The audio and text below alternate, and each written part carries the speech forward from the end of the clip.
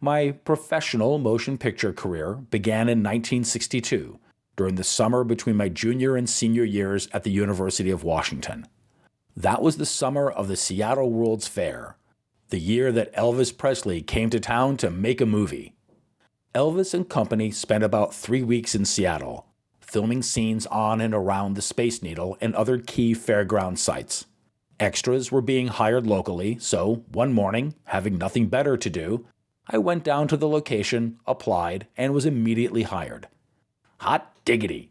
I was gonna be in a movie produced by MGM, the one-time home of Clark Gable, Greta Garbo, Spencer Tracy, Lana Turner, Lassie, Tarzan, the Marx Brothers, and all the other film icons I worshipped. Me and Elvis, immortalized on screen together. Okay, wait, don't worry, I'm kidding. I was never that big of a putz. Even back then, I knew enough about movies to know what it was like to work as an extra. I knew that I wouldn't get billing over Elvis. Seriously though, I didn't really care about the $10 and the box lunch I was getting for the day. All I wanted out of this experience was, when the movie was finally released, to be able to see myself up on the big screen. Easier said than done. I was astute enough to know that if I was going to accomplish my goal, I would have to stick close to Elvis. After all, the camera would be following him, not the extras. The third assistant director, who was in charge of the extras, certainly wasn't any help. He kept placing me way in the background, so that in the final film, I would appear as just another human ant.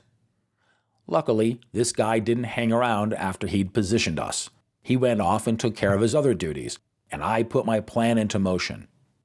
While the director and crew were setting up the rest of the shot, I started working my way up to the front of the crowd, right behind where the main action of the scene was to take place.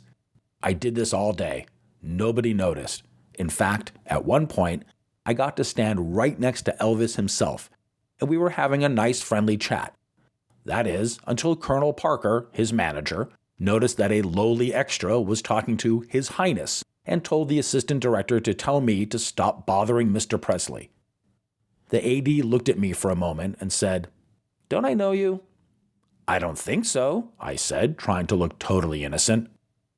"Look, kid," the guy said with a wink, "I know what you're doing. Just be a bit cooler about it." Then he walked off. Did I accomplish my goal? Did Elvis have a pair of blue suede shoes? Of course I did. The name of the movie is It Happened at the World's Fair, and if you ever catch it on television or DVD, look for the scene where Elvis asks the little boy, Kurt Russell by the way, to kick him in the shins. During that brief moment, a 21-year-old version of me walks behind them. Twice. I just had to take an encore.